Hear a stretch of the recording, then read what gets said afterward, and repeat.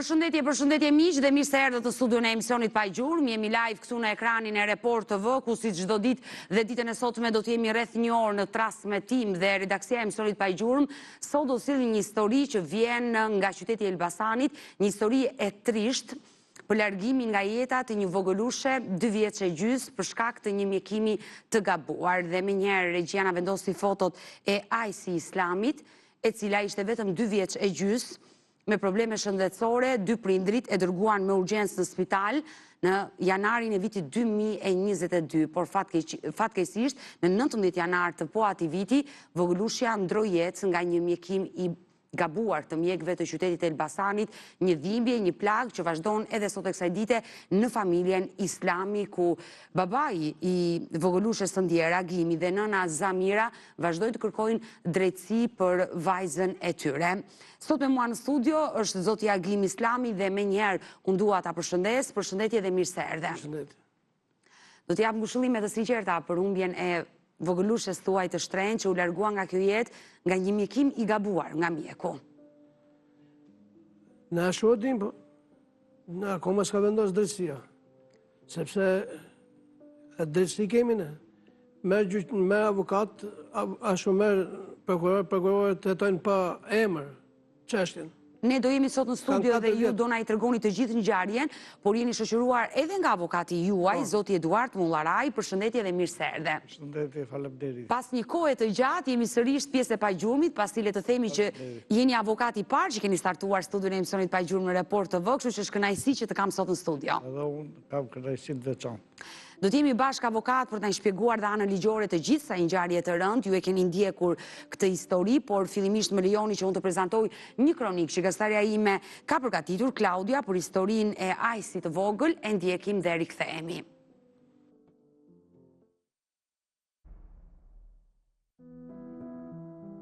Një histori e dhimbshme që lë pas shumë pikpyetje dhe zemra të thyera vjen nga familja Islami. Agimi Islami dhe bashkëshortja e tij përjetuan humbjen më të madhe që mund t'i ndodhë një prindi, ndarje nga jeta të vajzës së tyre të vogël vetëm 2 vjeç e gjysmë.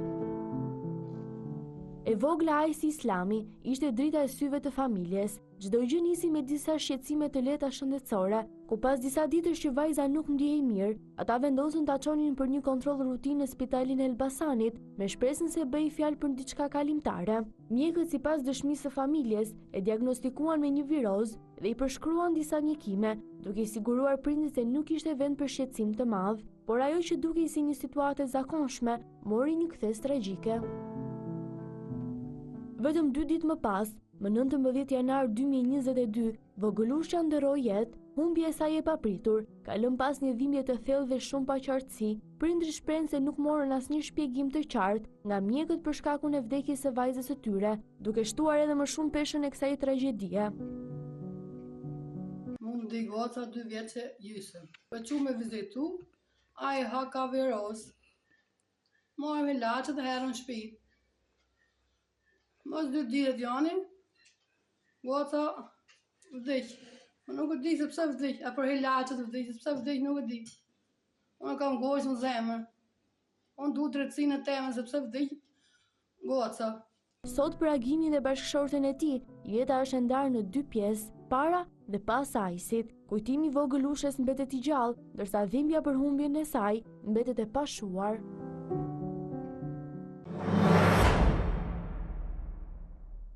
Kjo është historia e trisht e dhimbshme që ne do trajtojmë ditën e sotme në studion e emisionit Pa Gjurmë, dhe teksa po dëgjoje Agim, e sigurisht syti ke me lot, sepse bëhet fjalë për të voglën tënde që u largua nga kjo jetë vetëm 2 vjeç e gjys. E besoj dhimbjen që përjeton për këtë ngjarje të rëndë që të ka ndodhur. Jeni babai i 7 fëmijëve, me jetë i ke 7 fëmijë dhe jam e sigurt që është në parajs. Është kthyer në një ëngjëll, edhe pse padrejtisht iku në një moshë të re, por nuk dua të lëndoj dhe dhimbja është e madhe. Dua ta nis intervistën me ju, i dashur Agim. Çfarë ndodhi janarin e vitit 2022? Domethënë çfarë problemi shfaqi vogëlushja që ju e dërguat në spital? Kishte 2-3 ditë. Nuk acarohesh, nuk hante ushqim. Donte vetëm ta manden ka ama. s'kishte një gjanë, kush e di. Po unë jam punë edhe për dy dile, më thoshte nuse, të qëmë t'i bëjmë vizitje. E mora me qëmë vizit, doktori Gential Nalla, qëlloj atje, në ora 10 mjezit. Po, mjekroje Mjekroje. i asaj dite, po? E qëmë, i bani vizit, nuk ka gjajma, janë virozat e stinës. Se dimër ishte janar. Po, Janë virozat e stinës. Ta zho doktor, shikoj, mos ka një bajame në gjanë. E kontrolloj, s'ka gjajma. I bam një avull, kështu, se kishe pak mund të blokume. e qartë. Ete, mushi recetën e, mora nusën, me gjithë gocën, vajtëm në farmaci, mora ilacet. A i dha antibiotik, ilaçe për virozët që vajza... Ato që më dha doktori. Po, e qartë, e I kuptoj. mora unë, me E kemi atë recet, ju e ruani atë recet, e ka dhe avokati E ka në prokuroria- dosjen e vetë, edhe regjat në ndihmoj me recetën që fatale ato ilaçe që konsumoj. Kjo është receta, unë nuk jam mjek edhe nuk i njoh ilaçet, mbajni te receta ju lutem, ta bëjmë publike recetën, po këto ishin medikamentet që mjeku ju dha për vajzën, po? edhe unë shqyqyshë e mora, se do isha në burgun. Mos kishe marrë recetën? Shqyqyshë e mora. Po pse çfarë ilaçesh janë këto? Po ku e di unë? Marrveshën, unë jam popull, nuk jam doktor. Ti ishe doktore e një dhe vetë. Këto ilaçën më dha doktori, vajta ke farmacia, unë këtë recetën e mora me dashamirësi se thash, po që mundë me herë, tjetër, mos e qëma këtë doktori, po ti marrë po këto ilaçe. Që ke, unë, se nuk ashtë afëmija parë, afëmija 8. E mora, i në shpit, dilën, drek, tanën, gjithë ditën që martën, Pra ju sa i blet ilaçet, nisët mjekimi vajzës. po mjekimi po, Po, dilën drek, darkët, tanën, mjes drek, dark, të martën, mjes drek, ku ardë në ora 5 mas dite, goca bëhat keq fare. E marrë me makinë, në ora 6 e gjysë shu, e qoj ke doktori, atë u kemi turë, bëhet keq çfarë ishte keq goca, atë ojë vetë për ti, se ojë ma, Kishte dhimbje. Ku t'i gjaun që kishte ankohej, vajza u përkeqësua. U Nga përkeqësua, pra. përdorimi i medikamenteve Po, u që dha përkeqësua. mjeku u përkeqësua vajza. E qoj Le të themi kishte temperaturë, Ja. shfaqi S'kishte të mbetur fare. diare, çfarë shfaqi vajza? Vetëm këte, ma vetë bërtiste, kur pa që është në spital. E qumë Në urgjencë, po? Kjo urgjenca, Pas 2 ditëve mjekim, 2 ditë gjysë i bi. 2 ditë e gjysmë mjekim, po? U bakë keqe, qumë atje, ato të urën gjithë, së umë shpet, i madhen temperaturën 36,7. Normal temperatura. I morën analizat, unë mora ato qoj shpet e morën, se të kështu vazhdonë, kështu funksionon. E I ti marrë me analizat, i qumë, sa është gati 10 minuta, zbrit, këtë tjetra, Në laborator, e kuptoj? ke laboratori, Mësuar analizat? i qova unë, herdha, pash gocën, goca asip të smerte. Thash unë, hajse dhe qëtësu. I ka prapën, me marë përgjigjen, se doshin këto përgjigjen. Kur herdha unë, as përgjigjes mora, si kishe ba akoma. Shifën goca akull, po që bani me bani, goca, ka vdek e bani, që bani? Që bani, aje goca ishte ba akull. Që rini këtë cipër e bani, goca ka vdek. As përgjigje mora unë, as se di se qështë tek. Unë për ne du të di. Vajza Nga së ndru i jetë atë ditë. Aty e, në sytim, në sytim gëus. Mbas 72 orëve avokat, por besoj që një epikriz nga mjeku ligjor është dhënë shkaku i vdekjes. Çfarë ndodhi dhe pse vdiq vajza? A ka patur në i sëmundje vajza të fshet që... Nuk që s'muna se e vajza. Po çfarë të thanë mjekët? Nga se vdiq? Po, ku ati unë? Dhimbja ju ka ploj sigurisht dhe nuk u morët në atë moment me pikërisht për të mësuar shkakun e vdekjes sepse e kuptoj që u hapën dyert e zis në familjen tuaj. Por më pas ju nuk shkuat për takuar mjekët? Që mjek takoj? Mjekët e spitalit e Elbasanit. Ata të cilët Duhet mu i dhanë mjekimin ata që Unë ishin s'kam taku i herë këtë Gentianin, se kam taku i herë. Se? Që të takoj Gentianin? Po që të takoj? Të nxjerë e për kriza, mjeku ligjor e ka nxjerë nga kanartë. Dhe çfarë shkruesh në epikriz? Nga se vdiq vajza? Vdekje e benjeshme. Nga se? Kaq. Thotë për krizë. Vdekje e minjershme Vdekje e minjershme. që ka patur atake ka lënë zemra. Ka që është përshkrimi i raportit mjeku ligjor nga Instituti Mjekësisë Ligjore. Dhe nuk jep asnjë lloj shpjegimi Asnjë avokat. lloj shpjegimi të mëtejshëm. Po kjo e pa kuptueshme. Ju keni shkuar në spital, ju kanë dhënë këtë epikriz dhe u mbyll aty historia me vajzën tuaj dhe nuk morët kur vesh. Pekoria të s'ka mënë epikrizën. Jo, flas Ka pekori. pa kaluar në çështjen që ju drejtuat institucioneve për të kërkuar drejtësi. Flas për ato ditë, domethënë. Unë dhe isha më Se unë besoj që mjekët janë mbledhur, ekipi mjekëve, reakcion bën sërumi, ilaçet që piu, çfarë ndodhi me këtë vajzë? Mjekët janë mbledhur, jam e sigurt. Atëherë, në momentin që ndroi jetë, më falë që Po, avokat, po. në momentin që ndroi jetë Ajsi, Mia 2 vjeç e gjysmë, dhe u bë alarmi dhe u bë denoncimi me njerë për vdekjen e këtij fëmije, erdhi oficeri e policisë gjyqësore, Po. ndaloi mjekun, që ishte mjek roje, dhe morin pyetje dhe 3 mjekë të tjerë që ishin Të urgjencës, asaj dite, që ishin besoj. prezent në atë moment, ndërkohë u sekuestrua regjistri dhe raporti dhe receta mjekësore. Në këtë moment, shkallësia e babait ishte që e fotografoj recetën mjekësore, sepse receta mjekësore do vërtetonte të gjithë dinamikën dhe arsyen dhe shkakun e vdekjes së këtij fëmije. Sepse nëse sot do gjendeshim në kushtet kur receta nuk do ishte, Po. atëherë gjithçka do ishte mbyllur dhe do ta kishte përpirë dhe u. Do themi që Pra, sa po neglizhencë kuptoj, mjekësore, do avokat, thoshim, janë ato ilaçe që kanë dëmtuar, le të themi, shëndetin e Ajsit deri në atë pikë sa ajo u largua nga kjo jetë? atëherë ato 3 ilaçe që mjeku ka dhënë, konsiderojnë një bombë në trupin e një fëmije.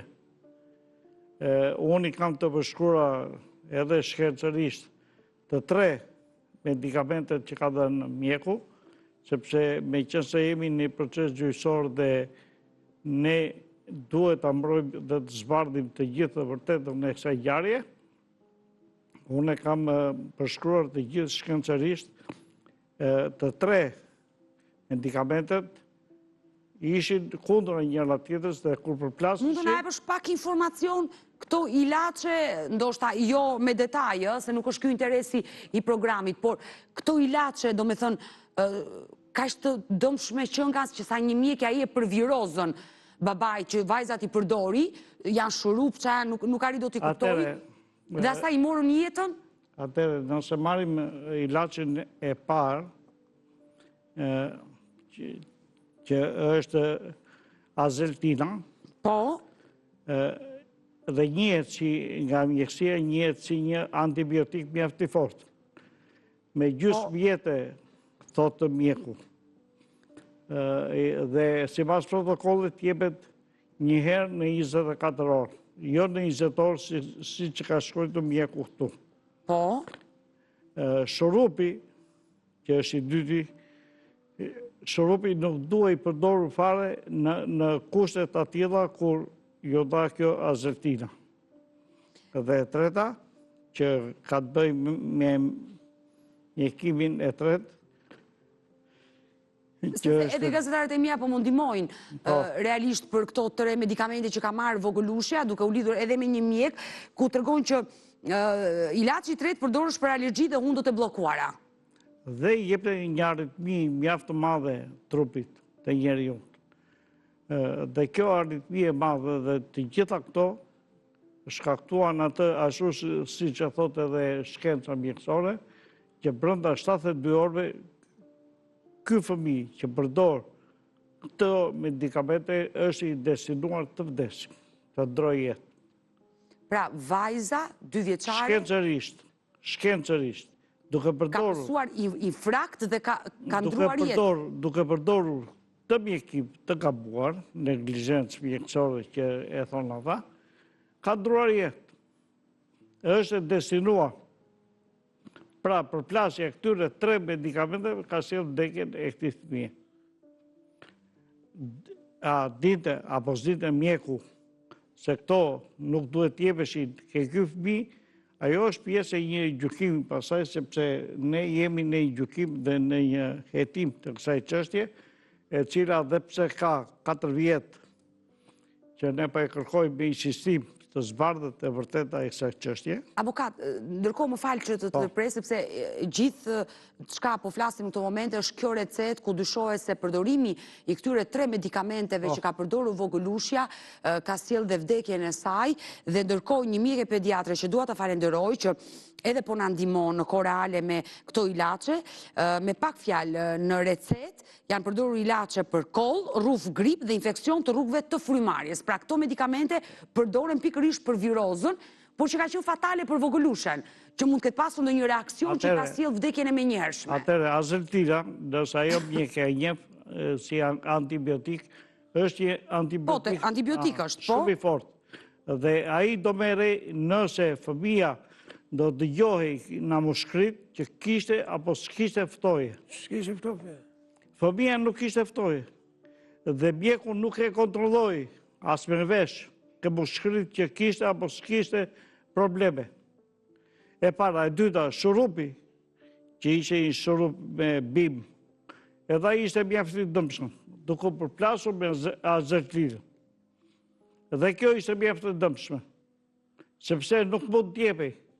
A mendohet që vajza mund këtë patur në një sëmundje që nuk mund t'jetë diagnostikuar dhe ka patur një reakcion nga përdorimi i ilaçeve që i ka sjellë vdekje? Unë kam edhe kartelën mjekësore të vajzës, që nga momenti që ka lindur, deri në momentin që ka duruar jetë. Kartela mjekësore që ishte ke konsultoria e fëmijëve, që unë e mora shumë shpejt, për arsye sepse mund të zhdukej dhe ajo kartel, vërteton mjaft mirë të gjithë e çurinë e këtij fëmije, peshën e këtij fëmije dhe zhvillimin e këtij fëmije, që ishin të gjitha normale. Dhe unë e posedoj në dosje të gjithë kartelën e këtij fëmije që nuk ka pasur as probleme me mushkrit, as probleme me astmën, as probleme ftoje. Mjeku nuk e ka kontrolluar fare fëmijan, ka marrë për bazë vetëm atë dëshmi që i ka dhënë babai që ka pak rruf ose ka një problem shëndetësor dhe me njerë i ka mbushur recetë. Nëse ai fëmijë do të ishte nështruar të gjithë protokollit që ka mjekësia, ai fëmijë sot do ishte në gjendjen e kësaj familje. Ne do qëndrojmë sërish së bashku live për të vazhduar me këtë histori, pasi Agimi ka ardhur në studio me një zemër të thyer, ka humbur nga kjo jetë vajzën e tij 2 vjeç e gjys për shkak të një mjekimi të gabuar, ku çështja tashmë ka nisur, po hetohet për të zbardhur kjo e vërteta, apo më duhet të bëj një shkëputje për të kaluar tek këshilla e parë mjekësore, do të jemi tek Obeni të dashur miq dhe rikthehemi sërish bashk live.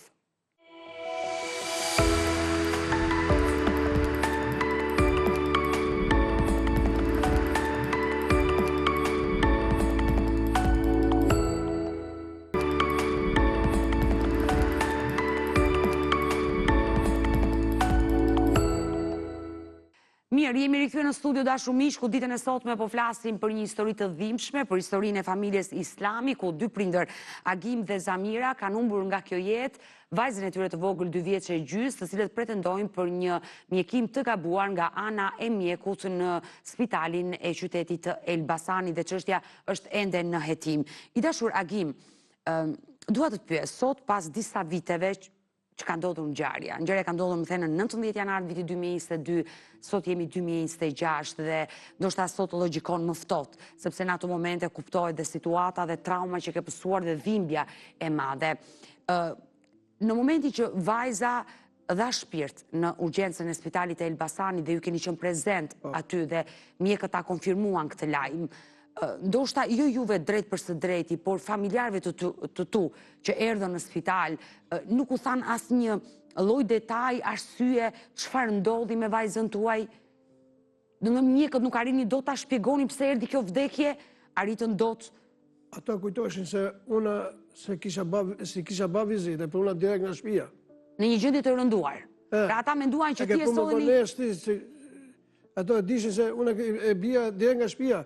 Jo se kisha vizituar 2 ditë përpara. Se dishin ata. Dhe kur ju i tha që e kam vizituar dhe ja ku i kam ilaçe që pi? Po, herë policia në shtëpi që mori, unë se thash aty që nuk i thash doktorave aty që i kam ba këto ilaçe. Kishim menin ke goca. E qartë, e kuptoj, por ndoshta familjarë të tjerë të cilët kanë qenë më të kthjellët janë munduar të flasin me mjekët atë ditë dhe çfarë kanë thënë mjekët. E la zemra, çfarë ndodhi nga i erdhi? Ndodhi në orën 9 darkës. Ndodhi në orën 9 darkës. Të datës 19 janar 18 janar 2022. 19 u varros goca. Kjo ndodhi që pa pritë, kush e dinte që të ndodhi? As nuk e besoje që do. Masne, jo se ka kalu 4 vjetë. Unë, sigur më kanë sot. Që? Unë zbedon të kokën një astik, po zbajt meni atje. Unë se di, kanë shpirt të njerës nuk kanë shpirt. Kanë 4 vjetë që jetojnë. Që do jetojnë këta ma? Jetojnë pa emër. Dosje pa emër. Do na shpjegoj, edhe Eduardi, avokati këtë pjesën e hetimeve, por Agim, ju si keni takuar kur? As mjekun që ju dha recetën? As mjekun... As mjekët që ishin atë ditë në urgjencë mbrëmjen e 18 janarit që vajza ndroi. As pa thjem njëri. Vetëm policia... Do dëshiroj sot nga ky transmetim t'ju thoshe diçka bluzave të bardha? Kanë fëmijë. Mendon sikur të jetë fëmia vet. Edhe unë duhet ta di pse mikon. Kaq. Ajo nuk vjen më. Po edhe unë qetësohem. Po mund ta kem pas edhe unë fajin. Po unë ke doktore e qova, nuk e majta shpit. Ke doktore e qova, mora ilaçet, si shmë ta, aji e bana. Që ti bajë më tepër? Thuj ti, ta kishë ti fëmin ta qoj e ke doktore? Pa tjetër. Da tip të ilaçet, da i bajë ilaçet, kurën. Ka viroz, është mune... Estinës, virozat estinës. Kjo u dyshua fillimisht. Por e kuptoj përjetimin tuaj, dhimbjet tuaj, si dhe Zamira që e vuan.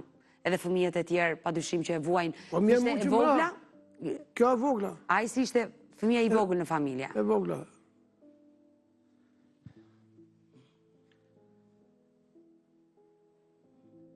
Që të bashkë? Jetojmë në Shqipëri, këtu qasnoth. Avokat, ju me njëherë, le të themi, si avokati kësaj familje, nisë procedurat, gjithë dosjen e keni, çfarë ka ndodhur? Do me thënë, pse po hetohet pa një emër konkret? Do me thënë, kur s'ka një emër, qa hetohet? Atëre, në momentin që ndroi jetë fëmia, Po, dhe u hap dosja hetimore në prokurori, ne vetëm të kontaktuam me prokurorit për t'i kërkuar këtij prokurorit tash që ku jemi me hetimin dhe sa mund të vazhdoj ky hetim që të mbyllet. Masi e takuam, na tha do t'ju njoftoj vetë kur të vinte përgjigja nga Instituti i Mjekësisë Ligjore.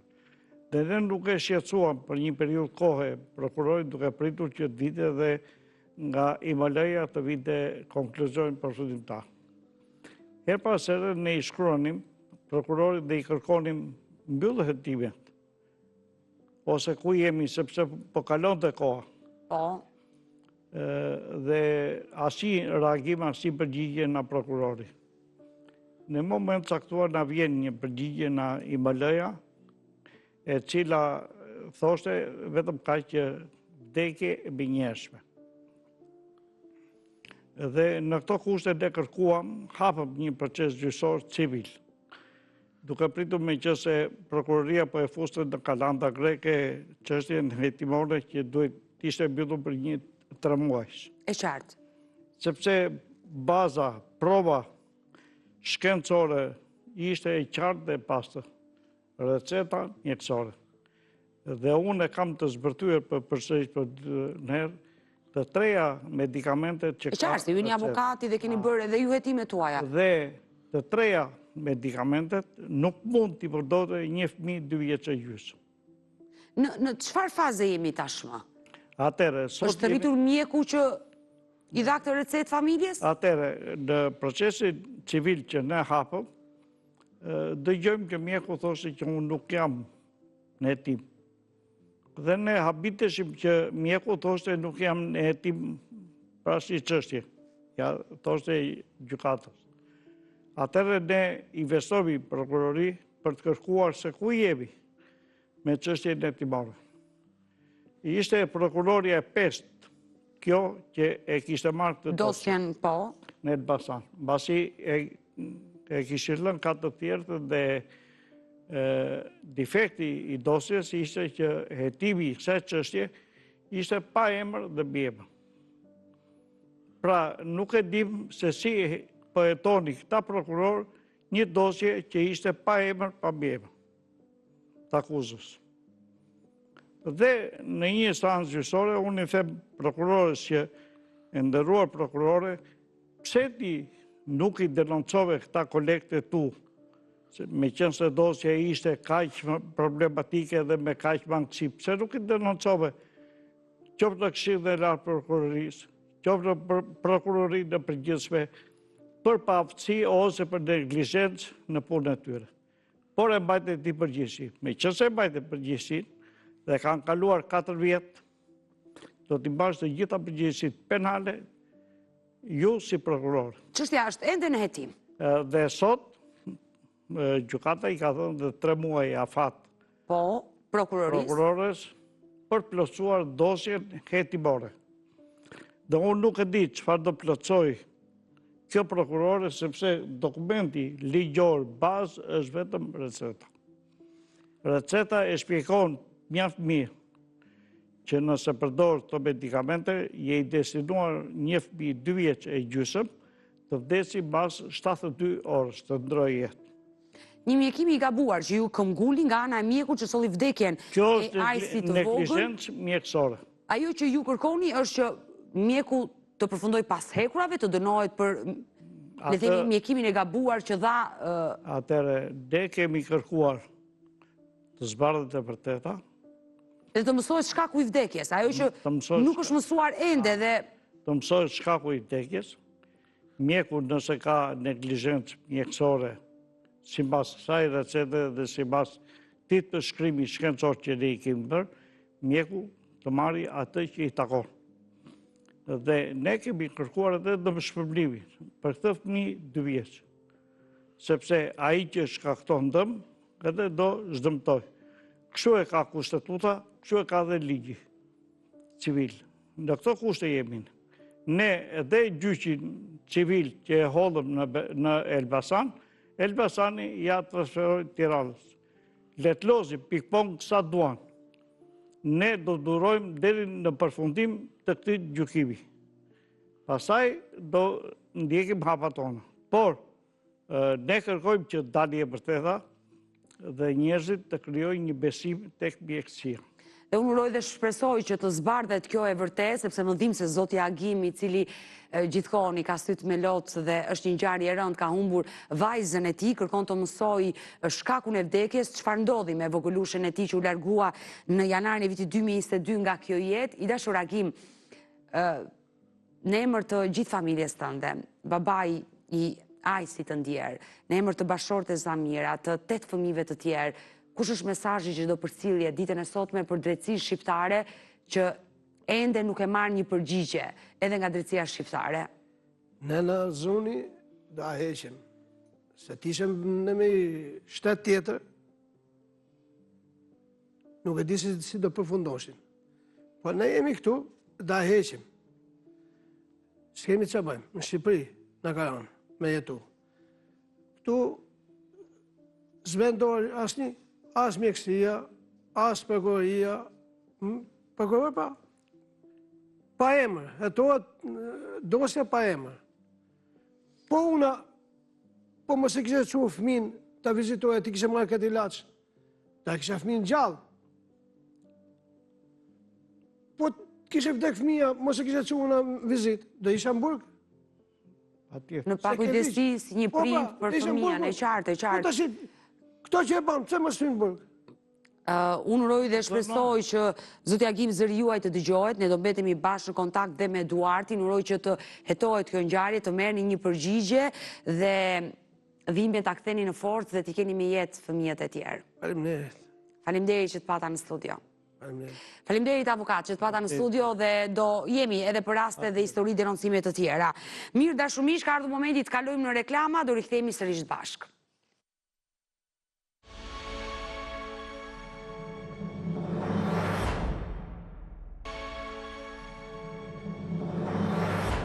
Mirë, jemi sërish bashkë live dashur miq për të vazhduar në këto momente me persona të humbur. Do sjell në fokus historinë e Mbarime Rapaj, një 59 vjeçare nga Selenica e Vlorës që është zhdukur dhe ka humbur kontaktet me familjen e saj në 15 janar të vitit 2023 nga Shtetet e Bashkuara të Amerikës. Regjia na ndihmoi me pasaportën e Mbarimes, një histori që është trajtuar gjatë në programin tonë, por që fatkeqësisht ende nuk është gjetur një adresë e Mbarime Rapaj. Dua të prezantoj materialin që kemi përgatitur për 59 vjeçaren. E ndjekim dhe rikthehemi.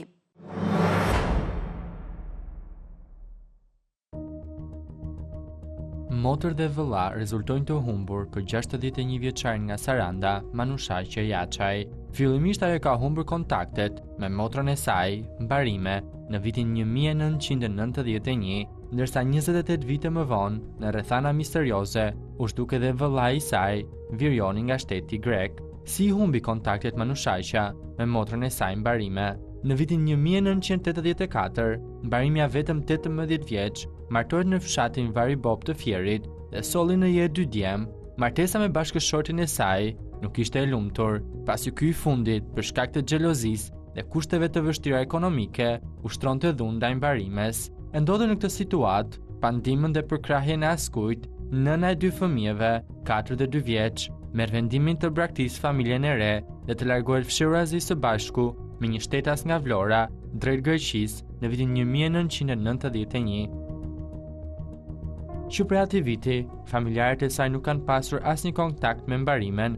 Vite më vonë, nga disa të afërt, ata kanë mësuar se ajo ishte njohur me një shtetas grek dhe kishte filluar një lidhje.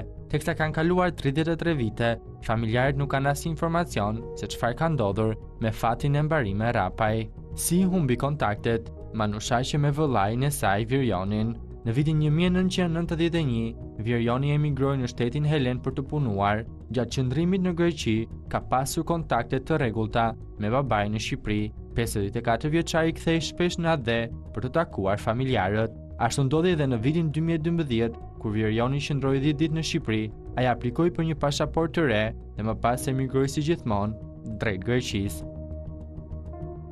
Virjoni ishte tipi mbyllur dhe nuk fliste me familjen për problemet që mund të kishte. Kontaktin e fundit, në vitin 2019, e pati me babain në një bisedë telefonike. Ky i fundit ngulmonte që i biri të kthehej në Shqipëri, por Virjoni nuk ishte dakord. Tonet mes njëri tjetrit ishin shumë të ashpra dhe që pra atij viti, familjarët nuk kanë pasur asnjë kontakt me të.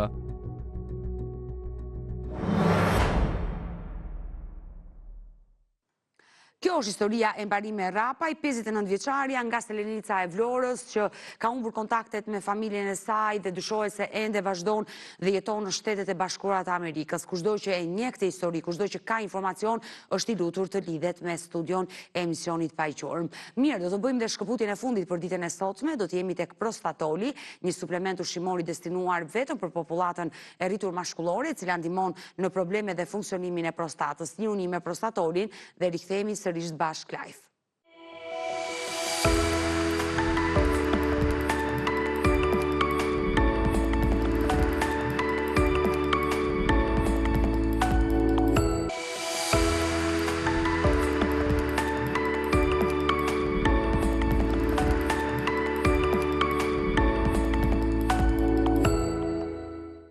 Jemi sërish bashkë live për të vazhduar me historinë e Andi Klomollari dashur miq, një 36 vjeçar nga Vërdova e Pogradecit që ka humbur kontaktet me familjen tetorin e vitit 2018 nga Londra e Anglisë dhe nuk dije se çfarë ndodhi me fatin e tij. Regjia na ka ndihmuar me foton e Andi Klomollari, 36 vjeçari sot, sepse viti që humbi kontaktet me familjen ka qenë vetëm 28 vjeç, kanë kaluar 8 vite.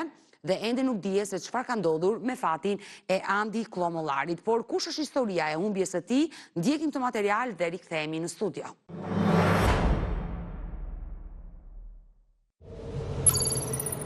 Andi Klomollari rezultoni humbur që prej datës 25 tetor 2018 nga Londra e Anglisë. Ajo ka qenë dita e fundit që ai ka komunikuar me nënën e tij Filoretën. Një vit para se të humbiste gjurmët, Andi emigroi drejt Turqisë, aty ku jetonte me një shok dhe të dy punonin në pasticeri, por pagesa nuk ishte e kënaqshme. Një mbrëmje kur Andi doli të shëtiste me mikun e tij, takoi një djalë me të cilin kishte njohje të vjetra, por emri i tij edhe sot e kësaj dite mbetet mister për familjen. Ky personi premtoi Andit se doja paguante ai rrugën prej 12.000 poundësh dhe të dy do të niseshin për në Angli.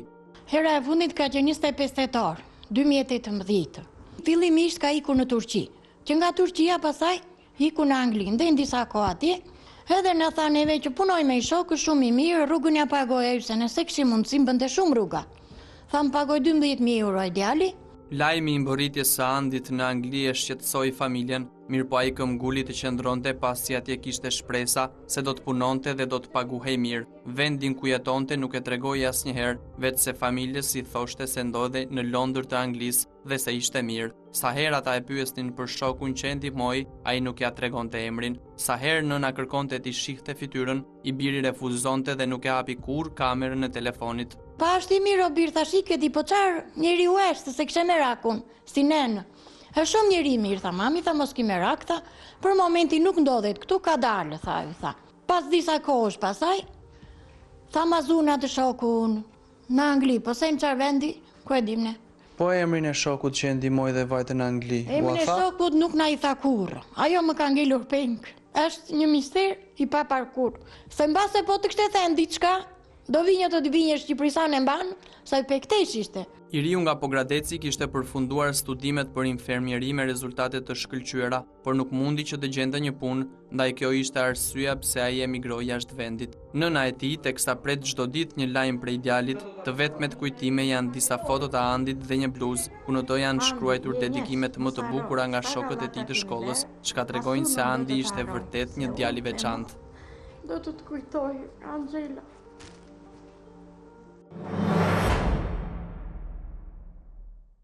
Kështu ka humbur i riu kontaktet me familjen e tij nga Londra dhe nuk dihet se çfarë ka ndodhur me fatin e tij përgjatë këtyre 8 viteve. Kushdo që e njeh historinë e Andi Klomollarit, ky 36 vjeçar nga Pogradeci është i lutur të lidhet me studion e emisionit pa gjurmë. Vazhdimisht i jap kontaktet tona, ne kemi 2 numra në dispozicion, i numër fiks dhe i numër celular që ndodhet poshtë ekranit tuaj, por ju mund na shkruani dhe në faqen tonë Facebookut Pa Gjurmë Reports TV. Me historinë e Andi Klomollarit ne kemi ardhur në fund edhe për ditën e sotme. Unë ju falenderoj që ndruat me mua deri në fund të programit. Ne bashkë do ritakojmë sërish. Ju e dini që Pa Gjurmë vjen çdo ditë live ora 16 këtu në ekranin e Report TV. Bashkë mirupafshim.